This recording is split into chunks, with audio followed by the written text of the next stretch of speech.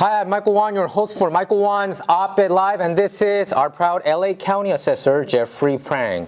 Our show, Op-Ed Live, is not about left or right, it's about right or wrong. So how are you doing, Jeffrey? I'm doing all right. You're doing great? Okay, yeah. Ready to be back. Great to always have you here. Thank you. Okay, so LA Times came up on the front page with this. U.S. is lifting Turkey sanctions, Trump says. President hails his widely criticized Syria policy. What do you think about President Trump pulling pretty much all of the American troops out of Syria?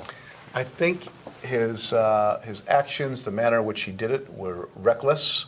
I think it damaged U.S. credibility. Putting our allies who have fought ISIS on our behalf and lost thousands of people, put them at risk. Hundreds have died. They're losing their homeland. We can argue about whether we should have ever got into Syria, which was begun under President Obama, and I think there was a legitimate debate there. But once we committed, we should live up to our obligations, protect our allies, and use the strength and the leverage of the United States.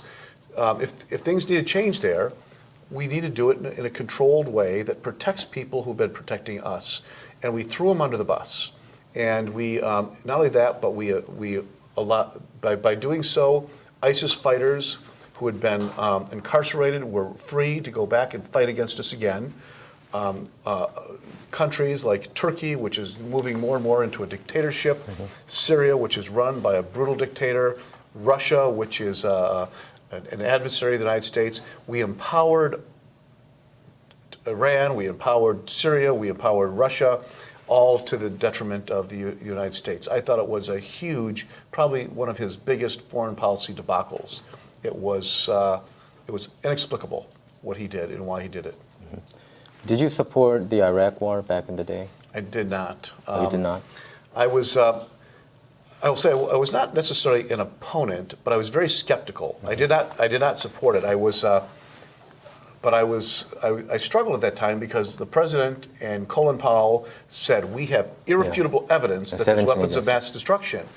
And when I was asked in discussions I had, I said, well, if it's true that they have those things, I would be very, very concerned. But going to war, they tried to make a case, and a lot of people, members of Congress, all bought it. But in the end, they were wrong. They lied to us. There were no weapons of mass destruction. And thousands of Americans died. Hundreds of thousands of Iraqis and other people died. And the Middle East has been unsettled ever since. It was a debacle. I actually think that President Bush was probably guilty of war crimes. He probably should have been prosecuted.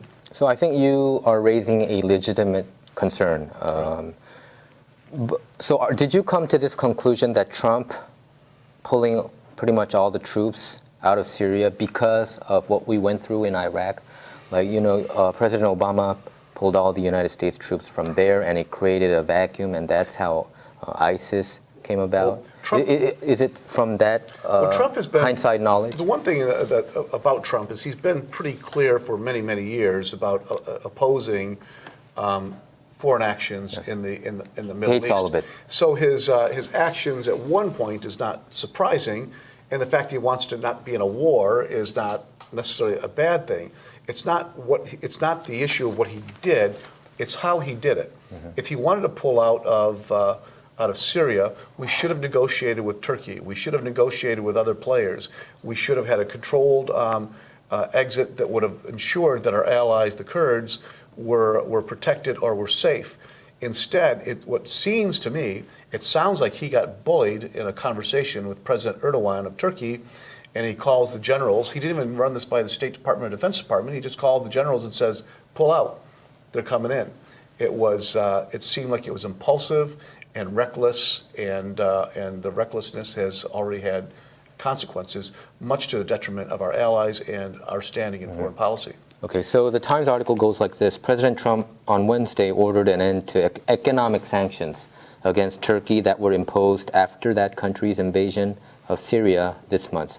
Didn't Trump's economic sanction work? That's why they agreed upon? No, the sanctions were only in effect for a week or two. But remember, he threatened sanctions in that letter that he sent to President Erdogan should he decide to invade, and he invaded anyway. So obviously he wasn't concerned about it. Those sanctions could not have that big of an impact. I actually think he probably should have kept the sanctions as a punitive measure for the Turks going in and slaughtering those people. So after the sanctions were in effect, imposed, Vice President Pence went to Turkey and met Erdogan. He's pretty much a dictator, right? And they agreed to a 5-day ceasefire, 5-day pause in its offensive. And President Trump said, I think both parties agreed that they would, that the United States would pull out their troops, and Turkey would not attack more, and they would keep their ceasefire promise. What your concern is, you're saying that he would not keep his promise? I think some of those things are a distraction from the bigger issue. The bigger issue is we surrendered. We gave up, we retreated, we abandoned our allies, we gave up strategic initiative in the Middle East and empowered people who are adversaries of ours. Trump is trying to talk about sanctions, he's trying to talk about this meeting with Vice President Pence, but as far as I'm concerned, he's trying to put lipstick on a pig. It's still a pig. It's still, he's trying to create but even a lot of Republicans aren't buying it. I know that Lindsey Graham was very much against it, but on Sunday he changed his tune and said he's very much for it. He said this agreement is really great. So your concern is the same thing as what happened in Iraq when Obama pulled all the troops and it created a vacuum and all kinds of chaos happened. Is that the same concern that's directed towards this one? I'm forgetting a lot of the details about the Iraq, but yes, I thought that I'm not an advocate for foreign intervention and foreign military actions, but once you're there, how you get out is important. It's very important. It's just like Afghanistan. Afghanistan, we've been there for almost 20 years now. We have to go, but the moment we go, the Taliban, who we fought against, comes back. They probably kill everybody who collaborated with the United States. They put women back into the, punish women. So we have it's kind of like, if you break something, you have to fix it. Yeah. And you can't just leave and say it's up to you. And I think that's what he did. I supported Trump's, pulling the troops. He said he doesn't want any more endless wars, right? He pretty much said that throughout his life, I think, even back in the 90s. He said we shouldn't get involved in these Middle East wars. He was against the Iraq war, too. I saw some wounded warriors here, who came back from Afghanistan or Iraq. They don't have limbs, they don't have arms. And when I look at them, I tell myself, was it worth it? Do we have to sacrifice that much? So many people, so many of our young people, they're in their late teens or early 20s, right? Many of them. Do we have to sacrifice their lives, their bodies, for the safety of the Kurds, the people who we really don't even understand who they are actually? To me, I think it's one too many. I think America sacrificed too much. I agree. I think every American life that was lost or damaged in Iraq was a tragedy. Hundreds of thousands of Iraqis were killed for a senseless war that had no basis in fact, and it was a war crime. That's a good point. So I don't support that. At the same time, we went in there and we broke that country. We destroyed its infrastructure. The nature of the change created sectarian and religious conflicts between the Shiites and the Kurds and the Shia, and we had so I didn't want to lose those American lives, and I lament their loss. But we couldn't just leave and say, hey, now we've killed all your people and destroyed your country, but we don't want to lose any American lives, so you guys figure it out. That's simply unfair. It's the same thing in Syria. I don't know that we should have gone into Syria to begin with when Obama put troops there. However, we were there, and we made a commitment. These people fought ISIS on our behalf. Americans didn't die fighting ISIS because we essentially paid the Kurds to do it for us. Yeah. And they lost 11,000 But we still people. Lost some lives, right? We lost some, not as many as we might have otherwise. But they lost 11,000 fighters. The day that we pulled out, 500 Kurds were killed. 500 people. Those lives those lives are meaningful as well. And they didn't have to die. We could have found a way to get out of there in a more controlled environment, but instead we just left on a whim. And that was simply wrong. Do you think the military-industrial complex, those are behind, you're saying that what George W. Bush did was a war crime, right? Invading Iraq. Yeah. But you know that 17 intelligence agencies said that he had WMD, right? Even the MI6, even Russia, KGB, they all said, it was unanimous that that Saddam Hussein had WMDs. Sort right? of. There was and right after, I'll just get this point. Right after 9/11, United States invaded Afghanistan first because that's where Al Qaeda was. Al Qaeda is not a country, but that was majority of where the Al Qaeda was. So that's why they attacked, and they pretty much wiped them, not 100%, but a lot of them. And I think America, if we remember going back to 2001. I think a lot of Americans were still angry. They thought they couldn't, they were so angry that they hit mainland and New York, and they were not satisfied with just hitting Afghanistan. I think that was a sentiment. That's why many people, I believe it wasn't just the Republicans. Majority of the Democrats even supported invading Iraq, including Hillary Clinton, right? And Joe Biden too. So I can't condemn George W. Bush being a war criminal, but I do think, I supported too back in the day. I thought, because I really hate these dictator countries. I lived in South Korea, so we always have North Korea, right? And I think South Korea had their dictators too. Yeah, that's true. You're right. And I just have this instinct hatred towards dictators. So I thought, yeah, it's good. I read a Sports Illustrated article back in the day when I covered sports.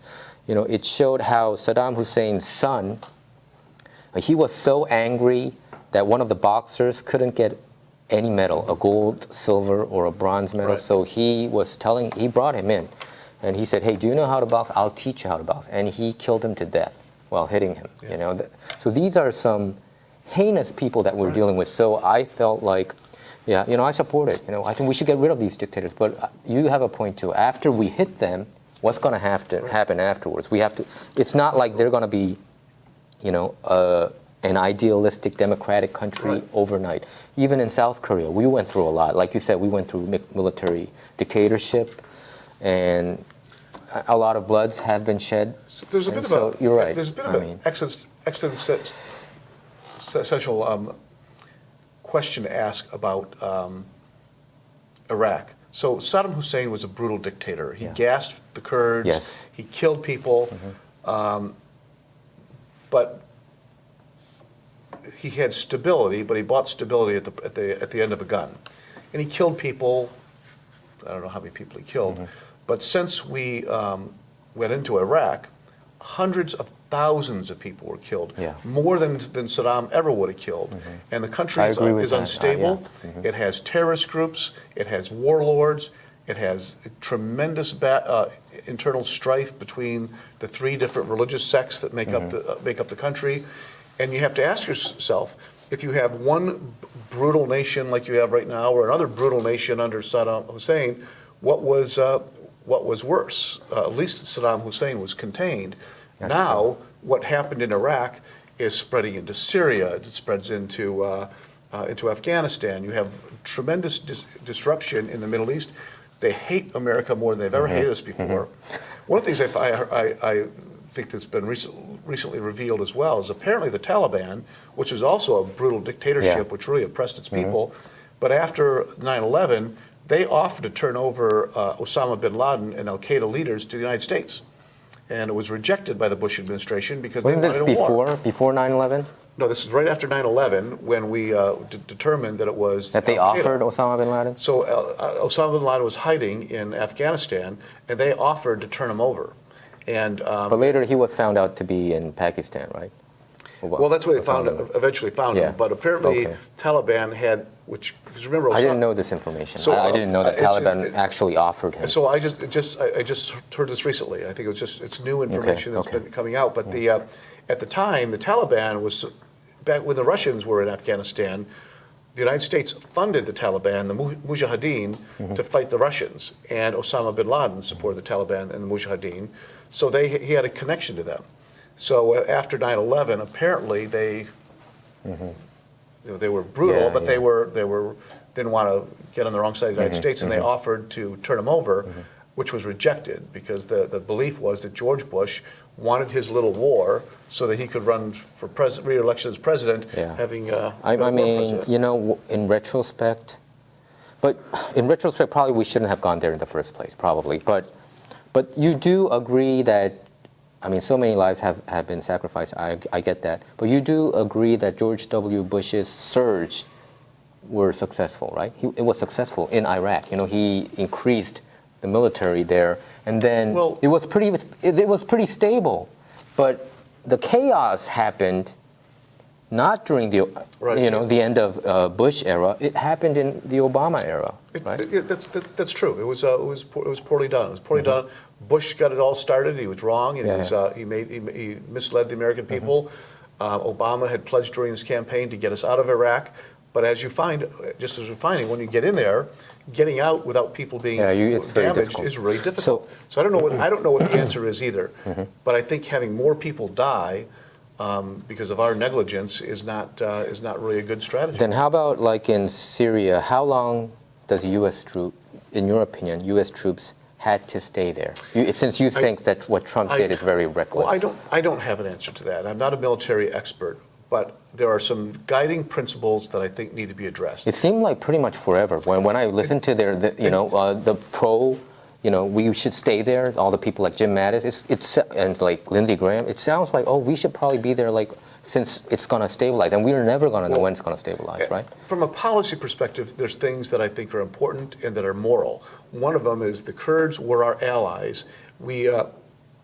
They fought on our behalf. They died on our behalf. We had a moral obligation to them. Getting out and protecting them was going to be very, very difficult. And I don't know what the solution was. But I think we had an obligation to them to leave in a way that would protect their interests, which we did not.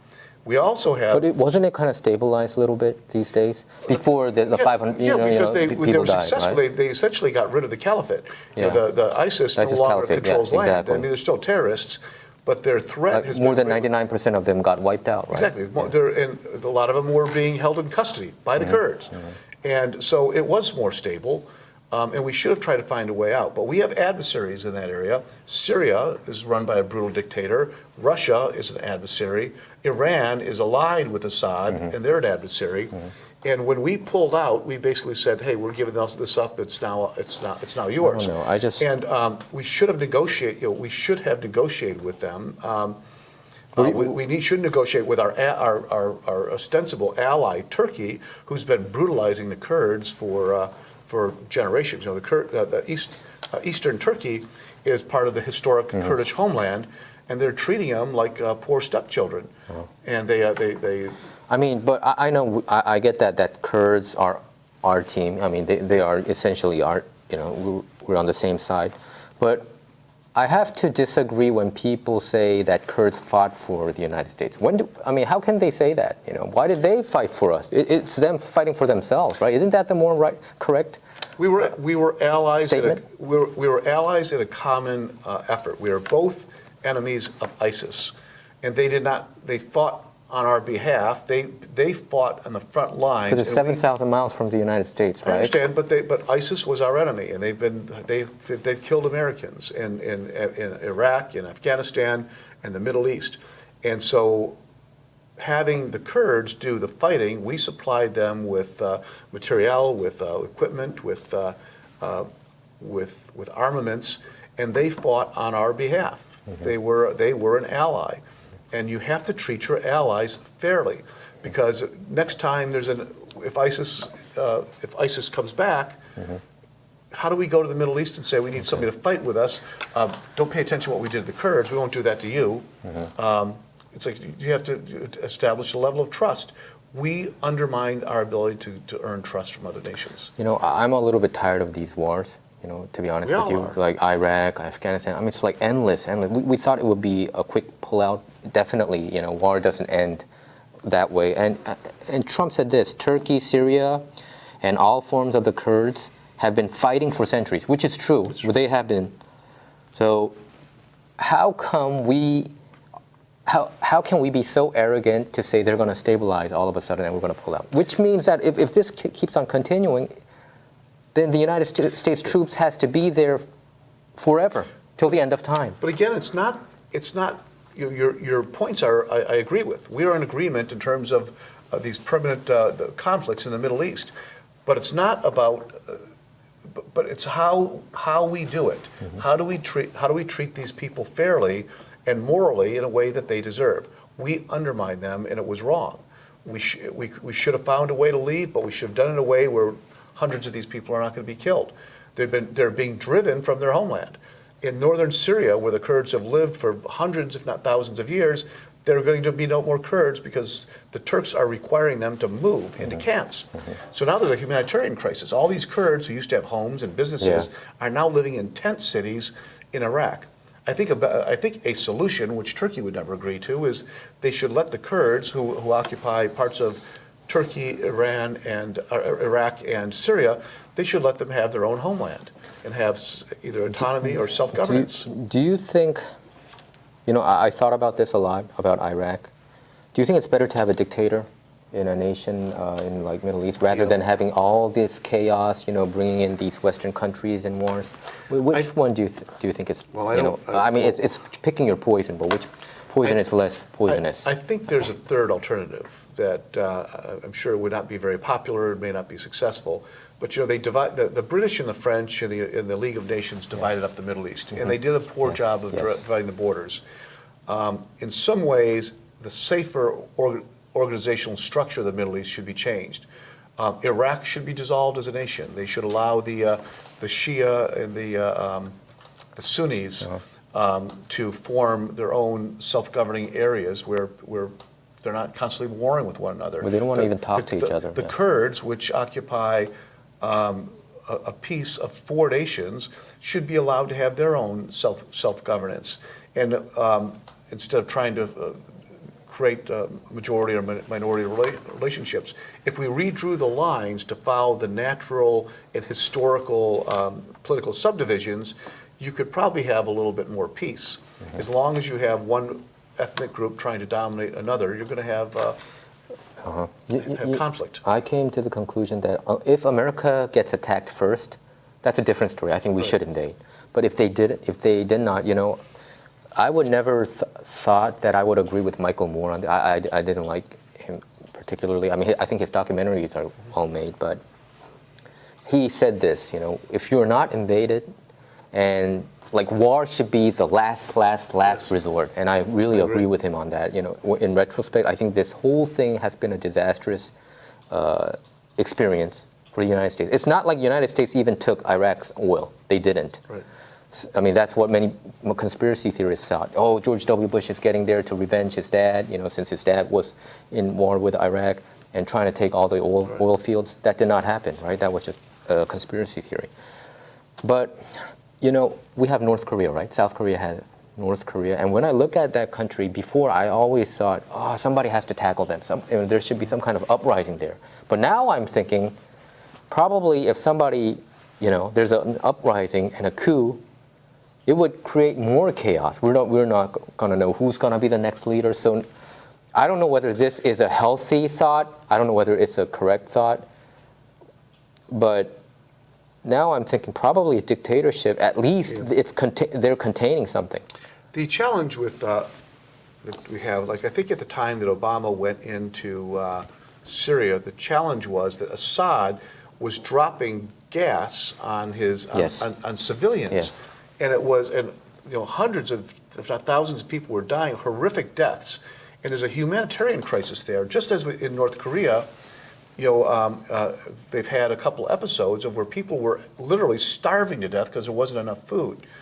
And you have to ask the question, do we just say it's having a dictator who creates stability, is that better than having, what was it, the 80s when they thought, or 90s when they thought, I think 1 million North Koreans may have died Yeah, I from think starvation. so. Yeah, millions died. I mean, is it okay for all of us to sit on our hands and say 1 million people dying is all right as long as I don't know. I think it was. You know, I remember reading that too. It was millions of people. I don't know what the answer is, but I do believe those are important questions that we need to talk about. We need to be concerned about when dictators are so brutal that their crimes are so heinous. You know, we have to ask ourselves whether we should intervene. I think that's what happened in Kosovo, where the Serbs were annihilating a minority of the population. I think we should not allow a Holocaust to take place. But didn't Trump keep his promise when Syria crossed the red line, which was using chemical gas? He shot 59 Tomahawk missiles. Obama didn't do anything when they crossed the red line. No, right? Obama's Syrian policy was not. It was poorly conceived and executed. Trump did. You know, when he bombed them for chemical weapons. I guess you could give him credit for that, but then you have to take away that credit because he basically threw our allies under the bus and gave up territorial leverage to our enemies. What do you think about Trump saying that he's going to leave some troops there in the oil fields and all that? He should have thought that out before he pulled troops out. That should have been part of the discussion with Erdogan when he said that he was going to pull out. He should have come up with. He should have had a plan. He did not have a plan. He just left. I think it was not going to be. There's no clean cut, leaving the country, Right. with all the troops. I mean, it's going to always be messy. I don't see any way around it. But I just don't think the situation in Syria and Iraq are the same. I think I see it a little bit differently. Iraq and Syria is just two completely different countries. I think Syria could be probably more containable. Who knows? Probably we learned our lesson from what happened in Iraq. And, I'm just tired of soldiers dying there. What bothers me the most is the 19-year-olds, the 21-year-olds, the 22-year-olds just keep on dying and dying. And Trump even said that during his presidency, he said the toughest job for him was to write, a letter to their parents, the soldiers who died. And he had to write, all the forms had to be different because I heard that even, the family members would exchange their letters between each other so that he didn't want it to look like copy pasted. So, I'm on more of on the supportive side on this. Well, I do agree that Syria and Iraq were different, but it doesn't. But the fact that they were different doesn't mean what the president did in Syria wasn't wrong and immoral. And I share your concern about these young men and women who are dying from our military. But I don't think we can discount the lives of Kurds. Are they not human beings? Does their life not have meaning? Wasn't that the same logic of why we attacked Iraq? The Iraqis, they're suffering oppression from a dictatorship. Well, but at the time, that was not the reason we went there. We went there because they lied to us and said there was weapons of mass destruction. They lied to us and said that that Saddam Hussein was coordinating with Al Qaeda. All important premises that, if true, may have justified our being there, but they weren't true.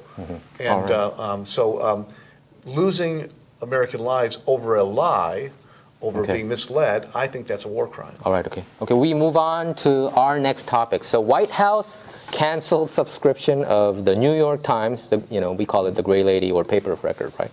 And the Washington Post. What do you think about this? This never happened? It's childish. It's petulant. It's not worthy of debate by the chief executive of the United States. The fact is, we have thousands of newspapers. We have dozens of major newspapers where they invest a lot in journalism and research and integrity. And the challenge is the president has determined news that he disagrees with is fake news. But I think it's possible to have news that you disagree with, and it's just news. But he doesn't. He insists that all news coming to him be favorable and be puff pieces about him. and the LA Times and the Washington Post are major investigative newspapers. And New York Times, yeah. New York Times, and they write things that he doesn't like, and the way he deals with the news he doesn't like is he says it's fake news. Yeah. And the stories that he believes are fake news, I believe, are not fake news. Okay. It's actually inconceivable to think that a paper like the Washington Post would make stuff up. Do you agree with my assessment that the New York Times and Washington Post leans left and they are more friendlier to the Democrats over Republicans? Do you agree with that? I think their editorial pages, yes, I do agree with it. On their editorial pages. On their news, I don't agree. You don't? No. If you look at, like for instance, Maggie Haberman, she's a New York Times politics reporter. She used to work for the Post, I think, New York Post, but her Twitter feeds are very anti-Trump. You know, I mean, these are her personal stuff, and not just her. There has been some other reporters who has done that. And one of the New York Times former editor came out on Fox News Tucker Carlson's show, and they had a debate about that. And she said that she would agree that straight news people, the beat writers, shouldn't put their opinions up like that. But to me, when I read the Times, LA Times, or the New York Times, Washington Post, I have never read a single article that has been pro-Trump. You know, it's okay to be anti-Trump if you disagree with him, but to this day, I have yet to see any glowing or puff piece or, other than an op-ed piece. Other than an op-ed, there has been some. I'm not talking about op-ed. I'm talking about like straight news. It's all just negative stuff, you know. But reporters are not supposed to have an opinion one way or another. It's supposed to be just the facts. Yeah. The principle of reporting is he said, she said. And they print. But the problem is Trump is doing so many crazy things, and when they criticize him, he says that's anti-Trump. It's not anti-Trump. They're just reporting about the crazy stuff that you've done. Okay, for instance, I would say during the Trump economy, the unemployment rate has been lowest since the last 60 years, and black unemployment, Hispanic unemployment, and Asian unemployment has all hit record low, and women unemployment has been lowest since 40, 50 years. They wouldn't put that much. Okay, there has been one or two articles. New York Times did cover that, but I think they probably begrudgingly reported that. But what I'm saying is this: yeah, they do break stories. I read the Times every day. I read. I don't read Washington Post every day, but I do read New York Times every day. I check out their op-ed pieces. They're Maureen Dowd and Thomas Friedman, these famous columnists. I read their columns, but I do think they are stuck in this groupthink. I don't see them even putting a slight effort to try to see it from the other side. For instance, why do Trump supporters and the Republicans keep on mentioning about, for instance, Inspector General report? If you read the Times, I think you wouldn't know about it. It's about Trump campaign being I believe spied on. Even the Attorney General, you know that. William Barr said, yeah, he was spied on. You know that, right? He said that. So John Durham is investigating this. I think the New York Times doesn't. Now they're covering it because it's going to come out. Just quickly, though, I wouldn't say they were spied on. They were being investigated because they said that they were colluding with the Russians. Yeah, I'm just following the Attorney General. I think there's a difference between being spied on and being investigated. To me personally, I think this is worse than Watergate. I view it that way. And I think many people view it that way. That's why they are so for Trump. Not because just they like him because of his character and all that, because he is this symbol of anti-establishment.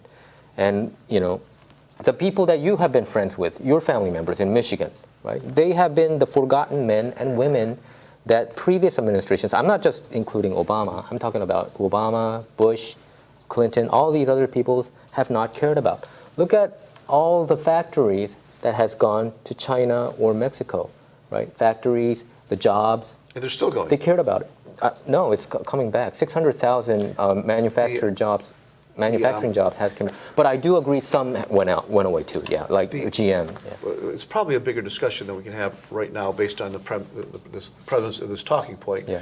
But the whole issue of the economy with unemployment is good right now. But you can't subscribe all of the success of the economy to Trump's actions or his allegations somehow other blacks are doing better than they did before. The economy is not like a faucet. You can't turn it on and turn it off. Many of the things that are happening today, the economy works somewhat like a 10-year cycle. So some of the things that are being successful today are because of actions that Obama took. His investment in infrastructure in 2010, 2011 filtered its way through the economy. So if the economy starts going bad today, it may not feel it through next year. So what you're saying is the economy shouldn't be the barometer to check whether the presidents are doing, whether their policies are working. It is an indicator, but it should not be the barometer. So there's a number of things. So right now we're seeing cracks in the system. One, we're seeing that because of the president's tax cuts have contributed to the debt. So because debt has an impact that filters its way down through the economy. But the debt has always been increasing, right? When has been going the other way? I don't even remember. But it's been increased. So there's two types of debt. He spent money. He put us into debt while the economy was on an upswing. Yeah.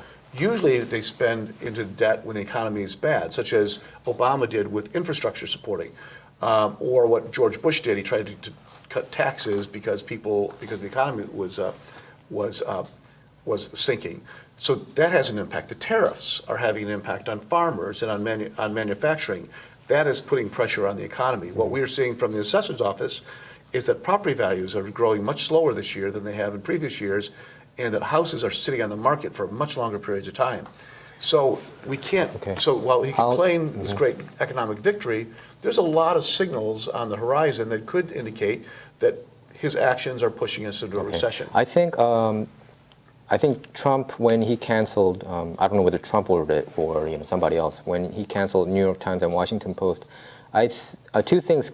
One thing comes to mind. It's Brett Kavanaugh. You know the recent story that the New York Times reported about Brett Kavanaugh, about somebody back in the day, I think, was it high school? No, college. Somebody pushed him, and his, how can I say, his genital somehow landed on, a girl's hand, right? But the girl, they reported that. New York Times broke this story, and they were even having a book about, the reporters who wrote that story wrote a book about Brett Kavanaugh. But they omitted a lot of facts.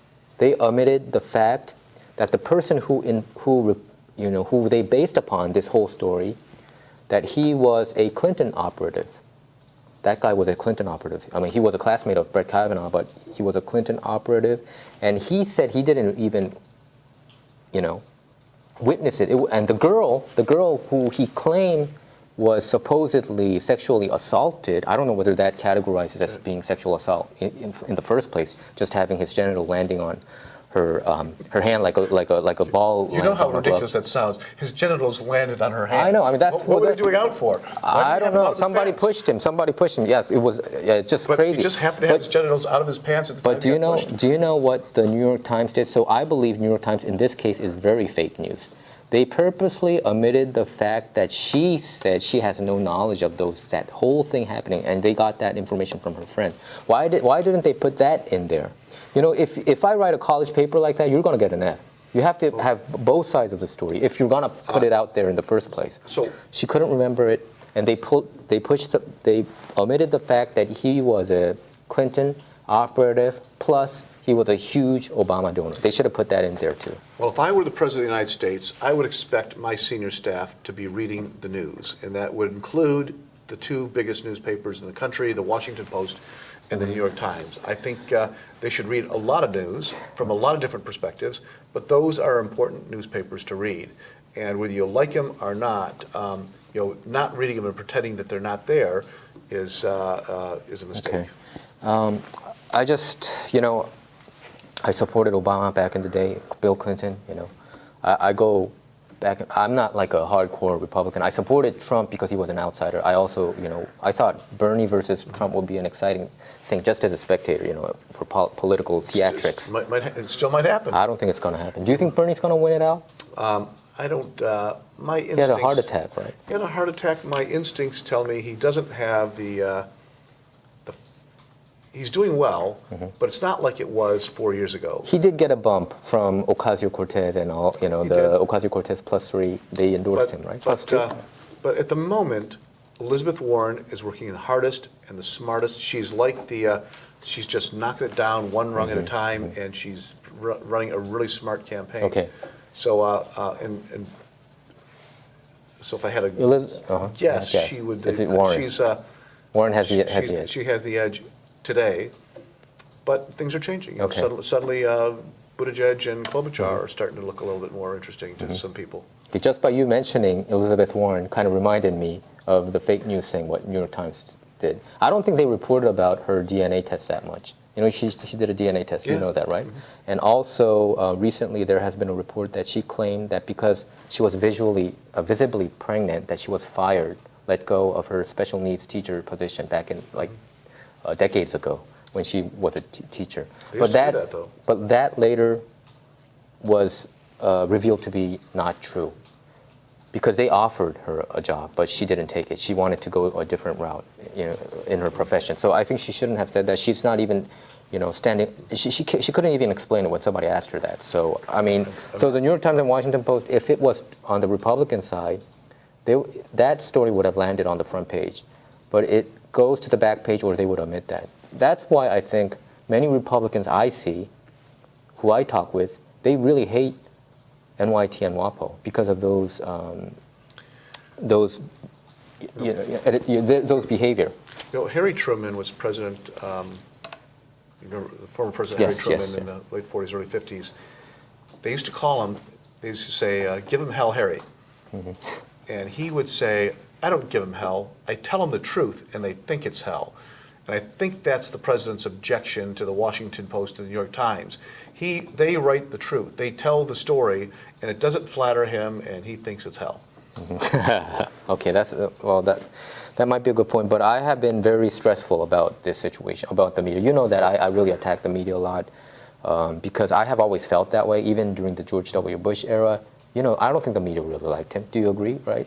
They didn't like him all the way around. But I think it's times 1,000 towards Trump. I don't think the hatred towards Bush is at the same level as the establishment media, the legacy media's hatred towards Trump. You agree with that? No, because I think that George Bush and Donald Trump did really dumb things. They were duplicitous. Okay. They were secretive. They made bad decisions, and the newspaper reported on those bad decisions. And they said, "Hey, you don't like me." So they don't like. It's not that they don't like him, or either one of them. It's that the decisions that they made were so bad. They wrote about it. Okay. So if you do bad things and somebody talks about it, that doesn't mean they don't like you. They're just telling you what they see. Okay. We'll leave it at that. Okay. Sounds good. Okay. Well, that's our show for today. Our show is not about left or right. It's about right or wrong. To stay up to date with our latest videos, make sure to subscribe to this YouTube channel by clicking subscribe. Thanks for tuning in.